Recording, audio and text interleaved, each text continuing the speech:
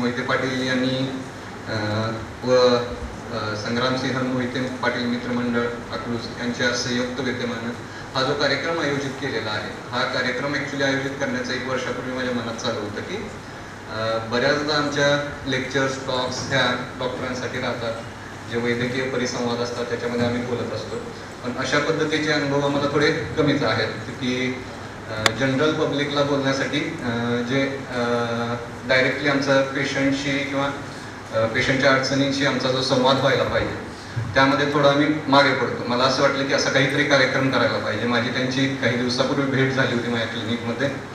त्यानंतर आमची चर्चा झाल्यानंतर जेमतेम ह्या 3 दिवसामध्ये त्यांनी ज्या पद्धतीनं कार्यक्रम आयोजित केला त्याने त्यांनी जे आमचं आदरातिथ्य केलं त्याने आम्ही दोघेही भारावून गेलो आहोत. आम्हाला ह्या पद्धतीचं हॉस्पिटॅलिटी एक्सपेक्टेड नव्हती. आमच्या अपेक्षेपेक्षा खूपच चांगल्या पद्धतीचं नियोजन केलेलं आहे. सर्वप्रथम डॉक्टर हर्षल आणि मी शिक्षण प्रसारक मंडळाचे अध्यक्ष संग्रामसिंहजी पाटील, रणवरे साहेब व सर्व शिक्षकवृंद यांचं मी प्रथमतः आभार देतो. सर्वांचा मी आभारी आहे व मी माझ्या टॉपिकविषयी बोलायला सुरू करतो. हृदयरोगाबद्दल मी स्पेशली बोलत आहे. माझं इंट्रोडक्शन ऑलरेडी केलेलं आहे. मी इंटरव्हेन्शनल कार्डिओलॉजिस्ट म्हणजे बेसिकली हृदयरोगी शाखा मागच्या 25 ते 30 वर्षामध्ये खूप जोमाने नवीन ॲडव्हान्समेंट होत आहे. म्हणजे जवळजवळ 25 ते 30 वर्षापूर्वी बघितलं तर अकलूजमध्ये एंजिओप्लास्टी होती. ह्या गोष्टीला जवळजवळ 15 ते 20 वर्ष झाली असतील. बऱ्याचशा भारताच्या भागामध्ये आत्ताही जिल्ह्याच्या ठिकाणी काही ठिकाणी आत्ता मागच्या 2 ते 3 वर्षात एंजिओप्लास्टी व्हायला लागलेल्या आहेत.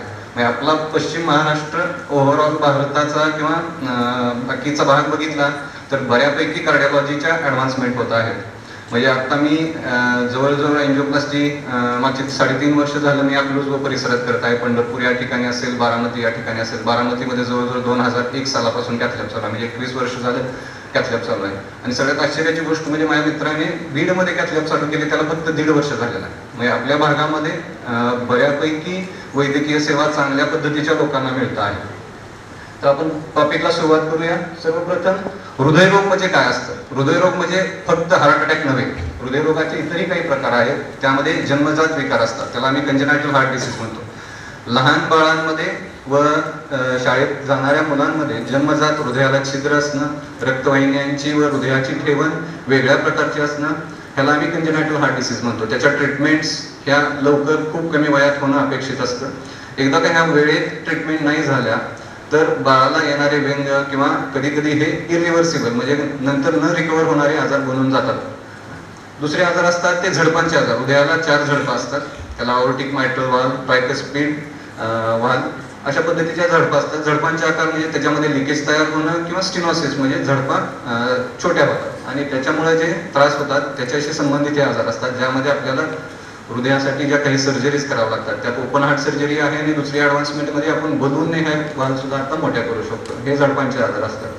कधी कधी हृदयांच्या स्नायूंचे आजार असतात. ज्या पद्धतीनं पायाला पोलिओ होतो आणि पायांचे स्नायू अशक्त होतात व कमकुवत होतात, त्या पद्धतीनं हृदयांचे स्नायू सुद्धा कमकुवत होतात. त्याला कार्डिओमायोपॅथीज किंवा मायोकार्डायटिस म्हणतात. हे आजार असतात हृदयाच्या स्नायूमध्ये. ह्याचे बेसिकली पेशंट हृदयाचे पंपिंग कमी होऊन धाप लागणं वगैरे अशी याची लक्षणं असतात. आणि बऱ्याचदा ज्या व्यक्तींचं हृदयाचं पंपिंग 30% कमी असतं अशा लोकांमध्ये अचानक हृदय बंद पडण्याचा धोका असतो. त्याला आपण म्हणतो की कार्डियाक अरेस्ट. ज्यावेळेस हे कोणत्याही आजारामध्ये होऊ शकतं, म्हणजे हृदयाच्या स्नायूच्या आजारांशी संबंधित असू शकतं किंवा हृदयविकार हार्ट अटॅकशी संबंधित असू शकतं. इतर आजार म्हणजे हृदयाच्या आवरणांचे आजार, त्याला पेरिकार्डियल डिसीजेस किंवा आम्ही पेरिकार्डायटिस, कन्स्ट्रिक्टिव्ह पेरिकार्डायटिस, पेरिकार्डियल इफ्युजन, हृदयाच्या आवरणाच्या भोवती पाणी होणं, हेही आजार हृदयाच्याच आजाराचे एक प्रकार आहे. दुसरं म्हणजे हृदयाच्या गतीचे आजार किंवा हृदयाच्या ठोक्यांचे आजार. हृदयाची गती नॉर्मली 60 ते 100च्या दरम्यान असायला पाहिजे. कंटिन्युअसली सतत ती हृदयाची ठोके 50च्या कमी राहणे, 40च्या कमी राहणे किंवा 100च्या वर राहणं हे थोडं काळजीचं असतं. हृदयाचे ठोके कमी राहिल्यामुळे चक्कर येऊ शकते. हृदयाचे ठोके जास्त वाढल्यामुळे सुद्धा ब्लड प्रेशर कमी होऊन अचानकपणे हृदय बंद पडण्याचा धोका असतो. आणि ह्याच्या व्यतिरिक्त आपण ज्या गोष्टींची आज चर्चा करणार आहोत ते म्हणजे हार्ट अटॅक. हे हार्ट अटॅक म्हणजे बेसिकली हृदयाच्या रक्तवाहिन्यांचे आजार आहेत. Next slide. तर आपण बोलणार आहोत ते बेसिकली हृदयविकार म्हणजे हार्ट अटॅक आणि त्याचे प्रतिबंध व उपचार. Next slide. हृदयविकाराबद्दल बोलणं का गरजेचं आहे? सध्या जे मृत्यूचं प्रमाण आहे त्यातले जवळजवळ 30% जास्त आजार हे हृदयविकार व स्ट्रोकशी रिलेटेड आहे. म्हणजे सगळ्यात महत्वाचा आत्ताचा जो घटक आहे मृत्यूचं, जे सर्वात महत्वाचं जगातलं जे कारण आहे ते हृदयविकाराशी संबंधित आहे व स्ट्रोकशी संबंधित आहे. तर सर्वात महत्वाचं हृदयविकाराचे जे आजार आहेत ते सगळ्यात स्ट्रोक व हृदयाच्या रक्तवाहिन्यांचे आजार आहेत.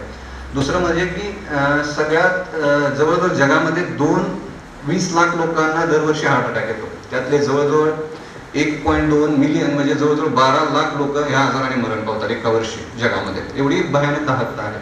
आणि त्यातल्या 5 मिलियन लोक हे दवाखान्यात पोहोचत नाही. म्हणजे जवळजवळ वर्षाला 5 लाख हार्ट अटॅकचे रुग्ण दवाखान्याची पायरीही पाहू शकत नाही.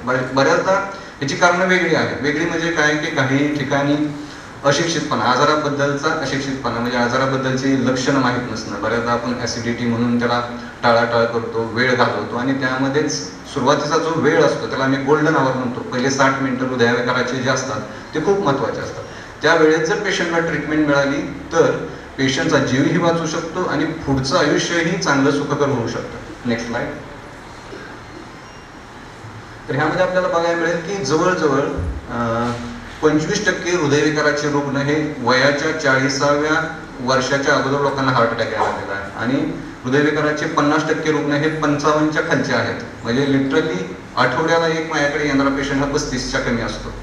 एवढी भयानक दाहकता. म्हणजे लिटरली मला 22 वर्षाच्या मुलाची एन्जिओप्लास्टी जो कॉलेजला जातो याची करावी लागलेली आहे. एवढं भयानक प्रमाण आहे. आणि ज्यावेळेस हा अकाली हृदयविकार येतो त्यावेळेस कुटुंबावर येणारं बर्डन हे खूप भयंकर असतं. Next slide. बेसिकली हार्ट अटॅकमध्ये सुरुवातीला आपण मी ज्या 3 हे दाखवलेले आहेत त्यामध्ये पहिला वरचा जो भाग आहे ती रक्तवाहिनी आहे. रक्तवाहिनीमध्ये जो पिवळा भाग दिसतोय तुम्हाला तो कोलेस्ट्रॉलचा थर जमा व्हायला लागलेला आहे. सुरुवातीच्या भागामध्ये रक्तवाहिन्यामध्ये कोलेस्ट्रॉलचे थर जमा होतात. ज्यावेळेस ते ब्लॉकेजेस विशिष्ट लेवलच्या 70%च्या पुढे 80%च्या पुढे जातात त्यावेळेस पेशंटला चालत असताना धाप लागणं, छाती भरून येणं, छातीत दुखणं, खांदे जड येणं अशा पद्धतीच्या तक्रारी, अशा पद्धतीची लक्षणे यायला सुरुवात होते. वेळीच लक्ष न दिल्यास ह्या रक्तवाहिन्यातले हे जे चरबीचे थर आहेत ते कधी कधी फुटतात. ह्याला प्लाक रप्चर असं म्हणतो. आणि ते चरबीचे थर जर फुटले तर रक्तवाहिनी अचानक बंद पडते. रक्तवाहिनी ज्यावेळी अचानक बंद पडते आणि रक्तवाहिनीतला रक्तप्रवाह थांबतो त्यावेळी पेशंटला हार्ट अटॅक येतो. म्हणजे हार्ट अटॅक असणं आणि ब्लॉकेजेस असणं ह्या वेगवेगळ्या गोष्टी आहेत. मधली स्लाइड आपल्याला दाखवते की पेशंटला ब्लॉकेजेस आहेत पण पेशंट ज्यावेळेस बसलेला असतो, काम करत नसतो, पेशंटला सिम्पटम नसतात. पेशंटला एक्झर्शनल सिम्पटम होतात. म्हणजे काम करत असताना, काही कष्ट करत असताना, चालत असताना, पायरी जिन्या चढत असताना पेशंटला त्रास होतो. याचा अर्थ पेशंटला ब्लॉकेजेस डेव्हलप झालेले आहेत. त्यांनी वेळीच त्याला लक्ष दिलं पाहिजे पण पेशंटला अजून हार्ट अटॅक आलेला नाही. या कंडिशनमध्ये बऱ्याचदा हृदयाचं पंपिंग नॉर्मल असतं, ECG नॉर्मल असतात, हृदयाच्या इतर काही तपासण्या नॉर्मल असतात. ह्यात हे ब्लॉकेजेस डिटेक्ट करण्यासाठी काही गोष्टी आहेत का? हो. तर ह्यामध्ये पहिल्यांदा तुम्ही ECG, इकोकार्डिओग्राफी म्हणजे हृदयाची सोनोग्राफी केल्यानंतर स्ट्रेस टेस्टच्या साह्यानं आपण बऱ्याचदा 70 ते 80% वेळा असलेले ब्लॉकेजेस वेळी ओळखू शकतो. हे झाली प्रतिबंधात्मक तपासणी. हार्ट अटॅक आल्यानंतर बऱ्याचदा वेळेत लक्ष नाही दिलं तर हृदयाचा भाग काही निकामी होण्याची शक्यता असते व हृदयाचं पंपिंग कमी होण्याची शक्यता असते. हार्ट अटॅक येण्याची कारणं काय आहेत? काही कारणं आहेत जी आपण बदलू शकतो, काही कारणं आहेत ते आपण बदलू शकत नाही. जसं की आपलं वय. उतार वयामध्ये हार्ट अटॅक येणं हे खूप कॉमन आहे. म्हणजे जसं वय वाढेल तसं हार्ट अटॅक व पॅरालिसिसचे आजार होणं साहजिक आहे. पुरुषांमध्ये हार्ट अटॅकचं प्रमाण स्त्रियांपेक्षा दुप्पट आहे. त्याची काही कारणं आहेत ते हार्मोनल असतील व इतर कारणं की बेसिकली करिअर ओरिएंटेडनेस, आपला स्ट्रेस, टाईप ए बिहेवियर, ह्या सगळ्या गोष्टी आहेत. अनुवंशिकता म्हणजे बेसिकली ज्या कुटुंबामध्ये पुरुषांना 55च्या अगोदर हार्ट अटॅक आलेला आहे किंवा स्त्रियांना 65च्या अगोदर हार्टचे आजाराचे निदान झालेले आहे त्या घरामध्ये फर्स्ट डिग्री रिलेटिव्ह म्हणजे त्या पेशंटचे नातेवाईक, मुलगा, मुलगी, भाऊ, बहीण, आई, वडील ह्या सर्वांच्या हृदयविकाराच्या तपासण्या होणं गरजेचं असतं. म्हणजे समजा जर एखाद्या घरामध्ये एखाद्या व्यक्तीला 55व्या वर्षी हार्ट अटॅक आला असेल तर त्या घरामध्ये त्याच्या इतर भावंडांची, त्यांच्या मुलांची वयाच्या 45व्या वर्षापासून हृदयविकाराची तपासणी दरवर्षी होणं अपेक्षित आहे. तर तो हार्ट अटॅक येण्या अगोदर आपण पेशंट ओळखू शकतो व होणारी इजा, होणारा कौटुंबिक जो आघात आहे तो टाळू शकतो. काही गोष्टी आहेत ज्या आपण नियंत्रित करू शकतो. त्यामध्ये मधुमेह आहे. मधुमेहाची ट्रीटमेंट आपल्याला व्यवस्थित घेणं आहे, त्याबद्दल डॉक्टर हर्षल बोलणार आहे. दुसरं म्हणजे रक्तदाब. बऱ्याचदा काय आहे की पेशंटला असं वाटतं की रक्तदाब डिटेक्ट झाल्यानंतर गोळ्या चालू झाल्या म्हणजे बंद होत नाहीत. 20 ते 25% लोकांमध्ये, स्पेशली वयाच्या 40व्या वर्षा अगोदर जर ब्लड प्रेशर डिटेक्ट झालं तर 25% लोकांमध्ये ब्लड प्रेशरच्या गोळ्या बंद होऊ शकतात. पण पेशंटचं तेवढंच ऍक्टिव्ह पार्टिसिपेशन ट्रीटमेंटमध्ये गरजेचं असतं. म्हणजे बऱ्याचदा एक 50% पार्ट हा फक्त गोळ्या प्रिस्क्राईब करणं, मेडिसिन प्रिस्क्राईब करणं हा असतो. पेशंटनं त्या गोळ्या फक्त खात राहणं एवढाच ट्रीटमेंटचा पार्ट नसतो. तर त्या गोळ्या घेऊन नियमितपणे ब्लड प्रेशर चेक करणं, ब्लड प्रेशर नियंत्रित आहे का नाही बघणं, ब्लड प्रेशर कमी होत असेल तर गोळ्या कमी करायच्या, ब्लड प्रेशर वाढत असेल तर त्या गोळ्या वाढवून घ्यायच्या. बऱ्याचदा आमच्याकडे पेशंट येतात, मी 2 वर्ष गोळी खातोय, तुमचीच गोळी खातोय असं सांगतात.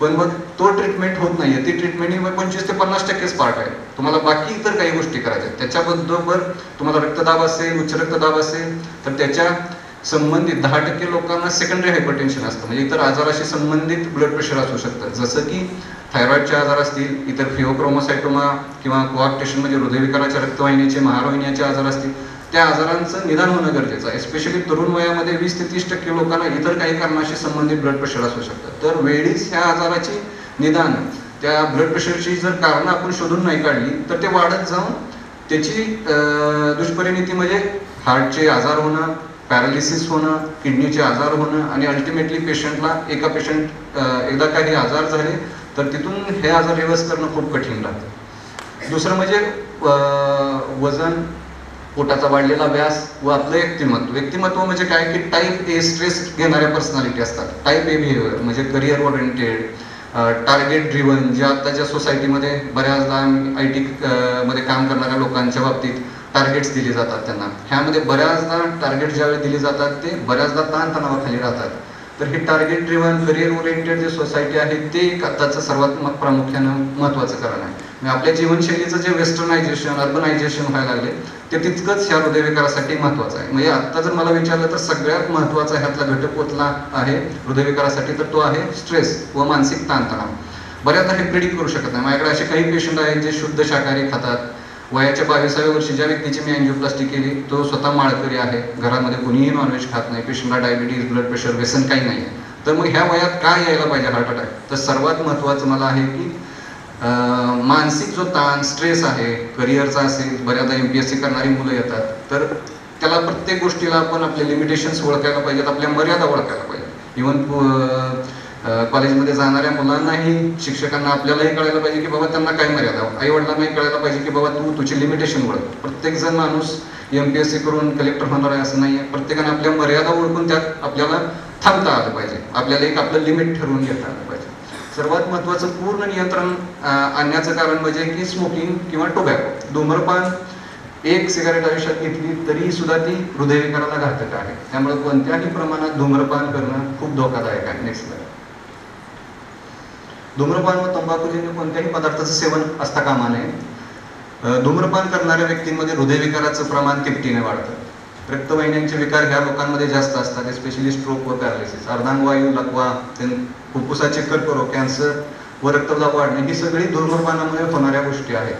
तंबाखूचे कोणत्याही प्रकारचे सेवन बंद केले तर साधारणतः 2 ते 3 वर्षात हार्ट अटॅकची, हृदयविकाराची रिस्क 50% कमी होते. काही लोक आम्हाला सांगत येतात की हा व्यक्ती आहे अमुक, मी ह्या व्यक्तीला तो जवळजवळ 30 वर्ष झालं मी बघतोय त्याला, तर स्मोकिंग करतो, त्याला हार्ट अटॅक आलेला नाही. मग मी लोकांना उदाहरण काय देतो बेसिकली की धूम्रपान केल्यानंतर आजाराची रिस्क वाढते. ह्याचा अर्थ असा नाही की प्रत्येक धूम्रपान करणाऱ्या व्यक्तीला हार्ट अटॅक येतो असं नाही. तुम्ही रस्त्यावरून ज्यावेळेस गाडी चालवता, रस्त्यावर अपघात होतात, ह्याचा अर्थ असा नाही की आपण रस्त्यावर बाहेर पडायचं नाही, गाडी काढायची नाही. रस्त्यावर जात असताना जी काळजी घ्यायला पाहिजे, जसं की सीट बेल्ट वापरणं, हेल्मेट वापरणं, दारू न पिता गाडी चालवणं, ह्या आपल्या हातातल्या गोष्टी आहेत. जर आपण दारू पिऊन, हेल्मेट न वापरता, सीट बेल्ट न वापरता गाडी चालवायला लागलो तर आपला ऍक्सिडेंट, अपघात होण्याची शक्यता खूप जास्त आहे. तर प्रत्येक वेळी दारू पिणाऱ्या व्यक्तीचा अपघात होतो असं नाही आहे. तसंच धूम्रपानाच्या बाबतीत आहे. प्रत्येक वेळी धूम्रपान केलं म्हणून हार्ट अटॅक होणार नाही, पण तुमचं आयुष्य जर 70 वर्ष असेल तर ते कदाचित कमी करताय तुम्ही स्वतःहून. Next slide. हृदयविकाराची लक्षणं काय आहेत? छातीत दुखणं. बऱ्याचदा हृदयविकाराच्या पेशंटला आम्ही ज्यावेळेस विचारतो की बाबा काय त्रास होतोय, तर छातीत गच्चपणा होतो, अस्वस्थ येतो. पेशंट एका बोटाने दाखवू शकत नाही की कुठं दुखतंय. बऱ्याचदा पेशंट पूर्ण छातीच्या भागावर दाखवतो की हा पूर्ण भाग जड येतोय. तर बेसिकली ह्याला लेवाइन साइन म्हणतात, किंवा पेशंटला एका पिन पॉईंट करता येत नाही, पूर्ण भाग दुखत असतो छातीचा. आणि त्यामध्ये बेसिकली बऱ्याचदा 70 ते 80% लोकांमध्ये छातीत दुखतं, 20 ते 30% लोकांमध्ये बऱ्याचदा छातीत दुखत नाही. आणि तिथं बऱ्याचदा लोक मग ॲसिडिटी आहे, पित्त झालेलं आहे अशा पद्धतीनं तक्रारी करतात. आणि मग बऱ्याचदा पित्त झालेले पेशंट म्हणा, चक्कर आलेले पेशंट ह्यामध्ये ECG करणं गरजेचं पडतं आणि बऱ्याचदा आपल्याला हार्ट अटॅक आहे जाणवतं.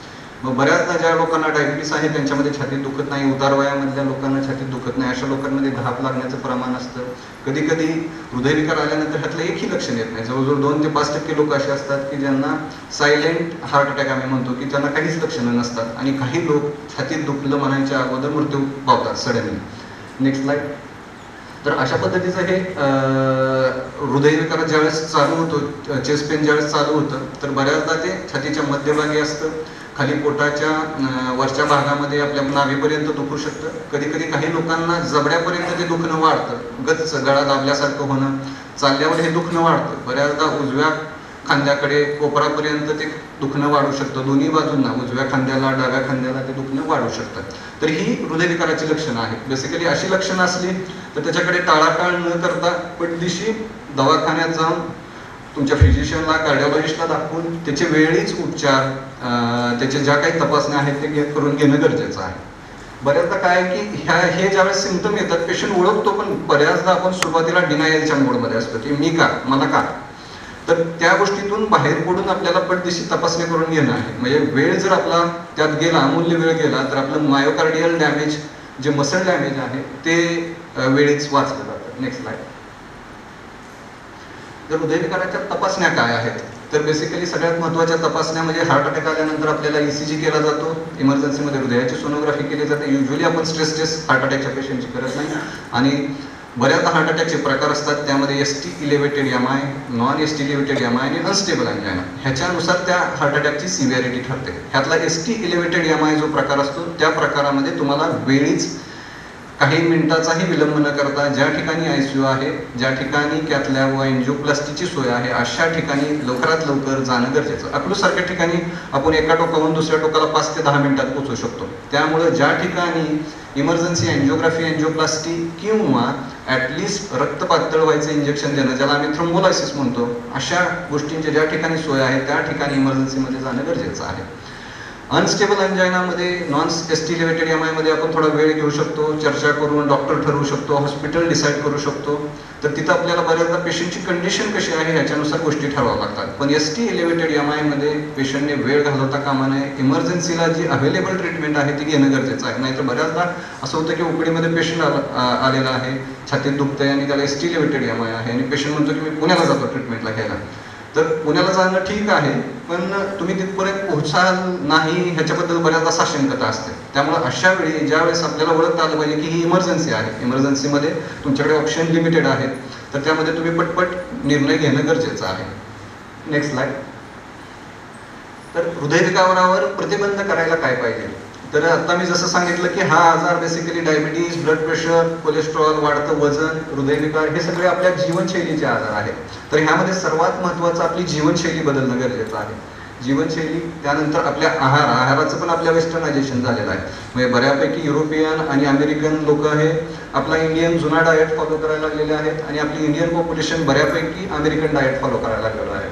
त्यामुळं भारतामध्ये हृदयविकाराचं प्रमाण जे आहे ते अमेरिकेपेक्षा 15 वर्ष अगोदर आपल्याला हार्ट अटॅक येतो. अमेरिकेमध्ये जर सरासरी वय हार्ट अटॅकचं 65 ते 70 असेल, तर भारतामध्ये तेच वय 45 ते 50 पर्यंत पोहोचलेलं आहे. म्हणजे आपल्या इकडं आता सरासरी आयुमान जरी 65, म्हणजे स्वातंत्र्यपूर्व काळामध्ये सरासरी आयुमान 50 पेक्षा कमी होतं, मेडिकल ॲडव्हान्समेंटमुळं हे सरासरी आयुमान 65 पर्यंत गेलेलं आहे. ह्यामध्ये साथीचे रोग बऱ्यापैकी आटोक्यात आलेले आहेत, पण जे वेस्टर्नायझेशनमुळे, अर्बनायझेशनमुळे, आपल्या फूड हॅबिट्समुळे, जीवनशैलीमुळे वाढलेले जे आजार आहेत ते बऱ्यापैकी स्ट्रोक, पॅरालिसिस हे जे आजार आहेत ह्याचं प्रमाण भयानकरित्या वाढलेलं आहे. तिसरी गोष्ट आपण म्हणजे की व्यायाम करणं. व्यायामामध्ये काय प्रकार करायचे तेही मी तुम्हाला सांगेन. आणि हृदयविकाराचे प्रतिबंध करण्यामध्ये औषधोपचारामध्ये बेसिकली तुमचे ब्लड प्रेशर, डायबिटीज, कोलेस्ट्रॉल, वजन कमी करण्यासाठी जी काही औषध गोळ्या आहेत ती सर्व हृदयविकाराच्या प्रतिबंधासाठी वापरली जाणारी औषधं आहेत. Next slide. तर जीवनशैलीतील बदल काय करायला पाहिजे, तर सर्वात महत्त्वाचं आपलं वजन नियंत्रित असणं गरजेचं आहे. वजन नियंत्रित म्हणजे किती पाहिजे, तर आपण बॉडी मास इंडेक्स कॅल्क्युलेट करतो सर्व लोकांचा. बॉडी मास इंडेक्स कसा आपण कॅल्क्युलेट करायचा, तर आपलं वजन भागिले आपली जी उंची आहे त्याचा वर्ग. उंची म्हणजे मीटर स्क्वेअरमध्ये, मीटर स्क्वेअरमध्ये. उदाहरणार्थ एखाद्या व्यक्तीचं वजन 70 किलो असेल आणि उंची 170 सेंटीमीटर असेल, तर 70 भागिले 1.7 गुणिले 1.7 ह्याचा जो जे काही गणित येईल त्याचं 23, 24, 25 तो आपला बॉडी मास इंडेक्स आहे. स्त्रियांमध्ये बॉडी मास इंडेक्स 24 पेक्षा कमी असणं गरजेचं आहे, म्हणजे 20 ते 24, आणि पुरुषांमध्ये 21 ते 25 हा बॉडी मास इंडेक्स असायला पाहिजे. ज्या व्यक्तीचा बॉडी मास इंडेक्स 25च्या वर आहे त्या व्यक्तीचं वजन जास्त आहे, त्यानं वजन कमी करण्यासाठी प्रयत्न केले पाहिजे.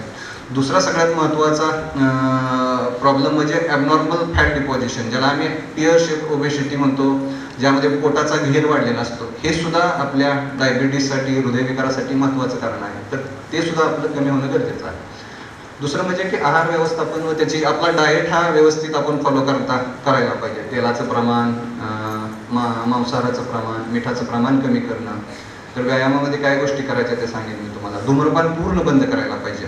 डायबिटीज, ब्लड प्रेशर, हृदयविकार असलेल्या लोकांना मद्यपान जेवढं लिमिटेड ठेवता येईल तेवढं चांगलं, आणि स्ट्रेस जेवढा कमी राहील तेवढं सर्वात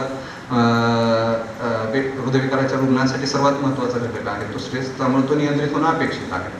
आहारामध्ये रक्तातील चरबीचं प्रमाण नियंत्रित पाहिजे. आपण युजली ज्यावेळेस आम्ही लिपिड प्रोफाईलची टेस्ट देतो त्यामध्ये टोटल कोलेस्ट्रॉल एक घटक असतो, LDL कोलेस्ट्रॉल, HDL कोलेस्ट्रॉल. ह्यातलं जे व्हाईट कोलेस्ट्रॉल म्हटलं जातं ते LDL कोलेस्ट्रॉल. LDL कोलेस्ट्रॉल जेवढं कमी राहील तेवढं चांगलं. बऱ्याचदा ज्या लॅब असतात ते नॉर्मल रेंज 150 पर्यंत देतात, पण आम्ही हृदयविकाराच्या रुग्णांमध्ये ते 70 पेक्षा खाली ठेवण्याचा प्रयत्न करतो. तर ते जेवढं कमी असेल ते तेवढं जास्त. आणि तसंच HDLचं प्रमाण, ज्याला गुड कोलेस्ट्रॉल म्हणतो, ते जेवढं जास्त असेल तेवढं चांगलं.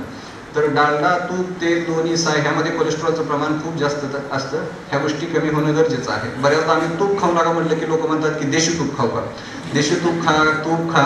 तर बेसिकली हे सगळे कोलेस्ट्रॉलसाठी तुम्हाला आमंत्रण देणारे घटक आहेत. तर तुम्हाला पाळल्या पाहिजे. म्हणजे बेसिकली तुम्हाला ज्यावेळेस सांगितलं असतं की मांसाहार करू नका, तर लोक विचारतात 15 दिवसात एका दिवस चालेल का. तर मग ह्याला उत्तर ऍक्च्युली डॉक्टरकडे नसतं. बऱ्याचदा मग मी विचारतो पेशंटला की वर्षभरातून एखादा अटॅक आला तर चालेल का. तर मग ह्या गोष्टी कठीण होतात. म्हणजे ह्याला कुठंच एक्सप्लेनेशन नाही.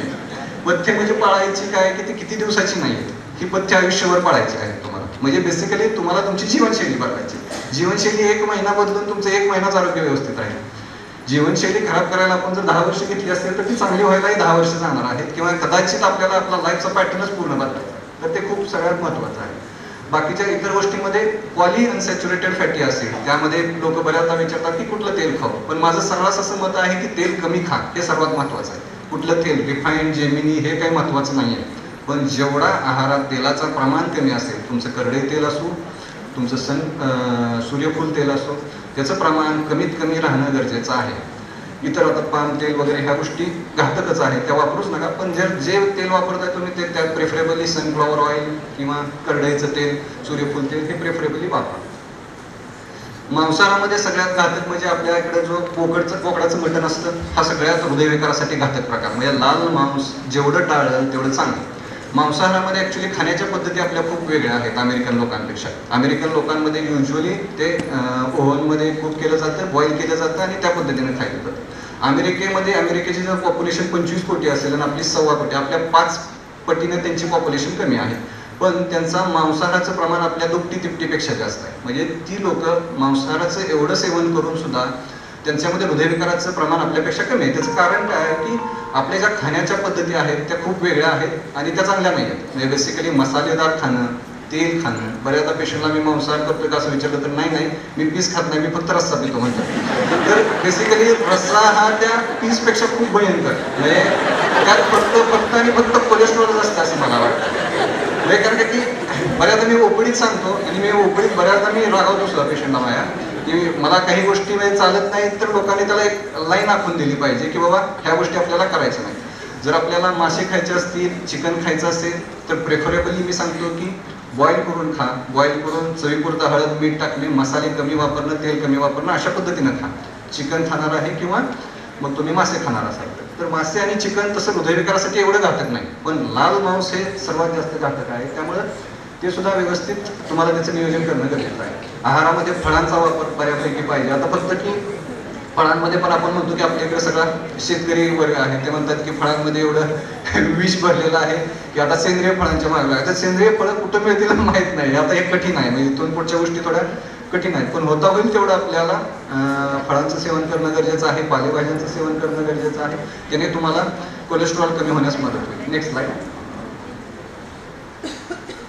वजन कमी करायचं मी तुम्हाला सांगितलं की आपला बॉडी मास इंडेक्स 25 पेक्षा कमी ठेवणं गरजेचं आहे. त्यासाठी तुम्हाला काही व्यायाम करणं गरजेचं आहे. रोजचे 35 ते 40 मिनिटं मी माझ्या प्रत्येक पेशंटला सांगतो की तुम्हाला चालणं गरजेचं आहे. व्यायाम म्हणजे कोणते व्यायाम करायचे? आपल्याला जिम मध्ये जायचं नाही, बॉडी बिल्डिंगचे एक्सरसाइजेस करायचे नाहीत, आपल्याला एरोबिक एक्सरसाइजेस करायचे.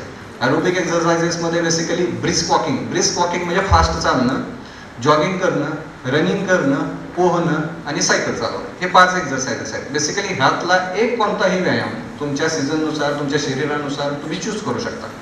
म्हणजे उदाहरणार्थ उन्हाळ्याचे दिवस आहेत तर कधी कधी अकलूजमध्ये लोक सांगतात की खूप थंडी पडली होती. मला कधी कधी हसायला येतं की अकलूजमध्ये खरंच थंडी पडते का? म्हणजे आपण काय की प्रत्येक वेळी कारण शोधत असतो.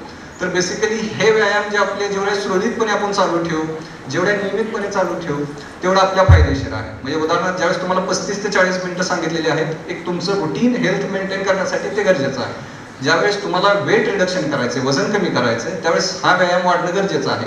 आहाराचं आणि व्यायामाचं संतुलन ठेवणं गरजेचं आहे. वजन वाढण्याचं कारण म्हणजे की तुम्ही ज्या दिवसाच्या कॅलरीज खातात, आहार घेता, त्याचं आणि तुमच्या एक्सरसाइजचं म्हणजे व्यायामाचं कुठंच बॅलन्स बसत नाहीये. म्हणजे उदाहरणार्थ तुम्ही 2000 कॅलरी खाताय, व्यायाम करताय 500 कॅलरीचा, त्या राहिलेल्या 1500 कॅलरीचं काय होणार याचाही आपण हिशोब केला पाहिजे. बऱ्याचदा लोक सांगतात की मी 2च चपात्या खातो, मी 3च चपात्या खातो.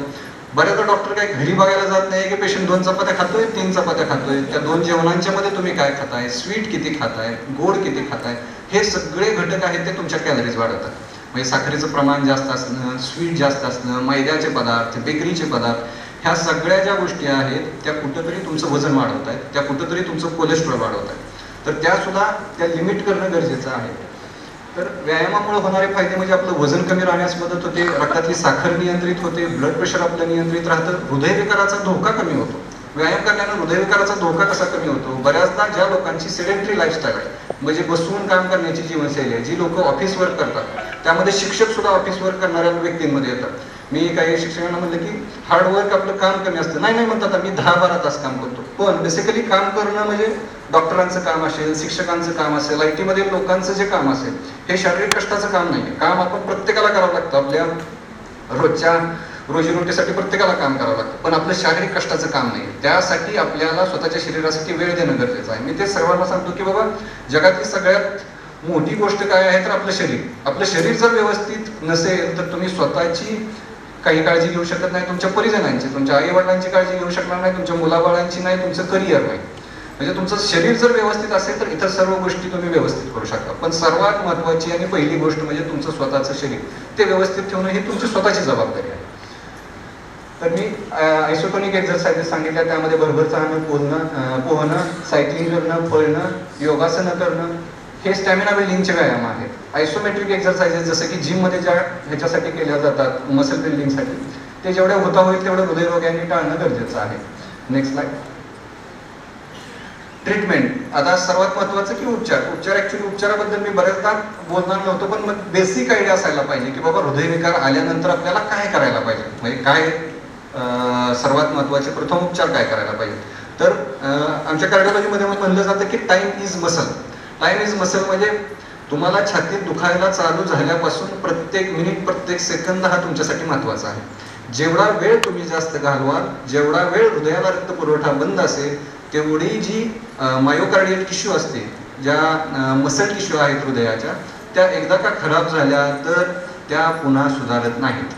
हे जेवढ्या लवकर होईल तेवढं तुम्हाला होणारा फायदा असेल. म्हणजे उदाहरणार्थ एखाद्या व्यक्तीला हॉस्पिटलमध्ये असतानाच अचानकपणे छातीत दुखायला झालं आणि त्याची अर्ध्या तासामध्ये 1 तासामध्ये रक्तवाहिनी एन्जिओप्लास्टी करून किंवा रक्त पातळवायच्या इंजेक्शनच्या सहाय्याने उघडली तर त्याला होणारा फायदा खूप जास्त आहे. बऱ्याचदा असंही होतं की आमच्याकडे हृदयविकाराचे रुग्ण अटॅक आल्यानंतर 3ऱ्या दिवशी येतात आणि जर त्या 3ऱ्या दिवशी हृदयविकार म्हणजे हार्ट अटॅकची जी रक्तवाहिनी आहे ती जर 100% बंद असेल तर ती रक्तवाहिनी उघडूनही कदाचित त्या व्यक्तीला फायदा होणार नाही. म्हणजे जे हृदयाचं पंपिंग कमी झालेलं आहे ते कदाचित कधीच त्याची भरपाई होणार नाही आहे. मी बऱ्याचदा शेतकरी पेशंट असतात नाही त्यांना सांगतो की बाबा तुमचा ऊस जळायला लागलेला आहे आणि मग तुम्ही आज मी पेशंटला म्हणतो की आता ऍडमिट करावं लागेल, हार्ट अटॅक आहे, तर पेशंट म्हणतात मी उद्या येऊ का? तर उद्या येऊ का म्हणल्यानंतर मला कधी कधी लक्षात येत नाही की आता ह्यांना उत्तर काय द्यायचं. तर सगळ्यात महत्वाचं काय की हार्ट अटॅकमध्ये तुम्ही, मी बऱ्याचदा म्हणतो की हार्ट अटॅक आलेल्या पेशंटला आपण म्हणू शकत नाही की तुला हार्ट अटॅक आलेला आहे. जे सोबत आलेले व्यक्ती असतात त्यांना पटपट निर्णय घेणं गरजेचं असतं. तुमचे नातेवाईक असतील, तुमचे मित्रवर्ग असतील, बऱ्याचदा ह्या डिसिजन मेकिंग मध्ये टाइम जातो आणि त्यात पेशंटला सर्वात जास्त जातो. म्हणजे हार्ट अटॅक येणं तुमच्या हातातली गोष्ट नाहीये. हार्ट अटॅक आल्यानंतर जी पावलं उचलायला जावीत ती व्यवस्थित, तुमच्या सोबतचा असणारा व्यक्ती खूप महत्वाचा आहे. म्हणजे हार्ट अटॅक आल्यानंतर जो निर्णय घेणारा व्यक्ती आहे त्याने जर चुकीचे निर्णय घेतले तर ते त्या पेशंटच्या जीवावर बेतू शकतात. म्हणून प्रत्येक मिनिट महत्वाचा कशासाठी आहे की बरं समजा की ऊस जळायला लागलेला आहे, तुम्ही म्हटला की मी 8 दिवसांनी पाणी देतो, सध्या माझ्याकडे खतासाठी पैसे नाही आहेत, पाण्यासाठी पैसे नाहीत. एकदा का ऊस जळून गेल्यानंतर पुन्हा तुम्ही किती पाणी टाका, किती त्याला खर्च करा, तो काही उपजार येणार नाही. सेम तसंच आहे हृदयविकाराचं. हृदयविकाराचं ते सांगतात की एखादी रक्तवाहिनी बंद पडली तर त्याला 24 तासाच्या आत उघडणं गरजेचं आहे, जास्तीत जास्त. 24 तासाच्या नंतर जर ती रक्तवाहिनी उघडली तर त्याने कितपत फायदा होतो माहित नाही. आणि सगळ्यात महत्वाचं पहिले 24 ते 48 तास हृदयविकाराच्या पेशंटच्या बाबतीत खूप महत्वाचे असतात. जे काही मी तुम्हाला सांगितलं की 5 लाख लोक दवाखान्यात येण्या अगोदर मृत पावतात, त्यातले बरेचसे लोक हे उपचार मिळाले नाहीत, दवाखान्यात वेळेत पोहोचले नाहीत किंवा अंगावर असेच सिम्पटम काढले की मला पित्ताचा त्रास झालाय, या गोष्टींमुळे मृत पावतात. त्यामुळं काही वेळ न दवडता दवाखान्यात जाणं गरजेचं आहे. पेशंटची जर कंडिशन स्थिर असेल तर पहिल्यांदा त्याने, जर पेशंट चालतोय फिरतोय, त्रास खूप जास्त होत नाही, तर त्यांना पहिल्यांदा फिजिशियन किंवा कार्डिओलॉजिस्ट जे कोणी अवेलेबल जवळ डॉक्टर असतील त्यांना दाखवणं गरजेचं आहे. फिजिशियन म्हणजे एमडी मेडिसिन डॉक्टर किंवा डीएमडी मेडिसिन असलेले डॉक्टर किंवा कार्डिओलॉजिस्ट, डीएम किंवा डीएमपी कार्डिओलॉजी असलेले लोक, त्यांच्याकडे जाऊन ईसीजी, हृदयाचे काही हृदयविकाराचे घटक असतात ज्याला आम्ही ट्रोपोनिन किंवा कार्डियाक एन्झाइम म्हणतो, आणि त्याच्यानंतर मग इको, ह्या तपासण्यामध्ये काय येते त्याच्यानुसार मग तुम्हाला ते ऍडमिट करून घेतील किंवा काही गोळ्या औषधं प्रिस्क्राईब करतील. पेशंट जर अनस्टेबल असेल, अस्थिर असेल पेशंटची कंडिशन, जसं की पेशंटला धाप लागत असेल तर पेशंटला लवकरात लवकर ऑक्सिजन लावणं गरजेचं आहे, लवकरात लवकर आयसीयू असलेल्या ठिकाणी शिफ्ट करणं गरजेचं आहे. पेशंट जर शुद्ध पेशंटची जर कमी होती असं वाटलं तर पेशंटशी बोलत राहिलं पाहिजे. कंटिन्युअस त्याला बोलायचं, लांब श्वास घे, लांब श्वास घ्या, लांब श्वास घ्या, अशा सूचना देत बोलत त्याला दवाखान्यापर्यंत न्यायचा प्रयत्न करा. इन केस पेशंटला उलट्या जर होत असतील हृदयविकाराच्या छातीत दुखणाऱ्या, त्याला एका बाजूला करणं गरजेचं आहे. कधी कधी उलट्या करत असताना पेशंटची शुद्ध कमी झाली तर ते श्वासनलिकेत जाऊन श्वास बंद पडण्याची भीती असते, तर त्यामुळे एका बाजूला करणं गरजेचं आहे. आणि समजा पेशंट जर अनरेस्पॉन्सिव्ह म्हणजे काहीच प्रतिसाद देत नाहीये तर त्याला कार्डिओपल्मनरी रिससिटेशनची गरज आहे. आता हा एक वेगळा टॉपिक आहे. तर कार्डिओपल्मनरी रिससिटेशन खूप महत्वाचं आहे. कार्डिओपल्मनरी रिससिटेशन आपल्या भागात हॉस्पिटलमध्ये फक्त मिळतं, बाहेर कार्डिओपल्मनरी रिससिटेशन मिळणं गरजेचं आहे. त्यासाठी बऱ्याचदा आपण सोशल प्रोग्राम करून कार्डिओपल्मनरी रिससिटेशन कसं द्यायचं ते शिकू शकतो. फक्त काही गोष्टी करायला नाही पाहिजे, त्या म्हणजे चालणं, ज्यावेळेस तुम्हाला छातीत दुखतं त्यावेळेस चालणं टाळा, व्यायाम करणं टाळा, लघवीला संडासला जोर करणं टाळा व स्वतः औषधं घेऊ नका. लवकरात लवकर डॉक्टरांचा सल्ला घ्या. Next slide. हे CPR आहे, म्हणजे छातीच्या मध्यभागी आपले हात ठेवून छातीच्या मध्यभागी जोरजोरात एक मिनिटाला 100 प्रमाणे याप्रमाणे आपल्याला चेस्ट कॉम्प्रेशन्स देणं गरजेचं असतं की जेणेकरून आपल्याला हॉस्पिटलपर्यंत जायला वेळ मिळेल. Next slide. आता ह्यातले औषधोपचार मी बऱ्यापैकी कव्हर केलेल्या आहेत गोष्टी. Next slide. तर एंजिओग्राफी बेसिकली काय असतं मी तुम्हाला 1 मिनिटात सांगेन. Next slide. हे चित्र आहे एंजिओग्राफीचं, जे डाव्या बाजूला कलरचं जे पिक्चर दिसतंय ते मी डाव्या बाजूच्या मांडीच्या किंवा हाताच्या रक्तवाहिनीतून एक कॅथेटर सोडला जातो हृदयाकडे. एक निळा कॅथेटर दिसेल तुम्हाला, निळी 2 ते 3 मिलीमीटरची नळी असते, ती हृदयाच्या रक्तवाहिनीच्या तोंडाला जाते. आणि ज्यावेळेस आम्ही पायातून इंजेक्शन्स देतो त्यावेळेस आपल्याला कॅथलॅबच्या मशीनच्या एक्सरेवर असं खालचं चित्र दिसतं. खालचे जे आहे ते एंजिओग्राफीचं पिक्चर आहे, ते नॉर्मल एंजिओग्राफीचं चित्र आहे. तर एंजिओग्राफी हातातून किंवा पायातून केली जाऊ शकते, ती 10 ते 15 मिनिटाची प्रोसिजर असते. युजली हातातून एंजिओग्राफी केली तर पेशंट 4 तासात डिस्चार्ज करता येतो, पायातून केली तर 6 ते 8 तासात डिस्चार्ज करता येतो. ब्लॉकेजेस असतील तर मग पुढच्या गोष्टी कराव्या लागतात. Next slide.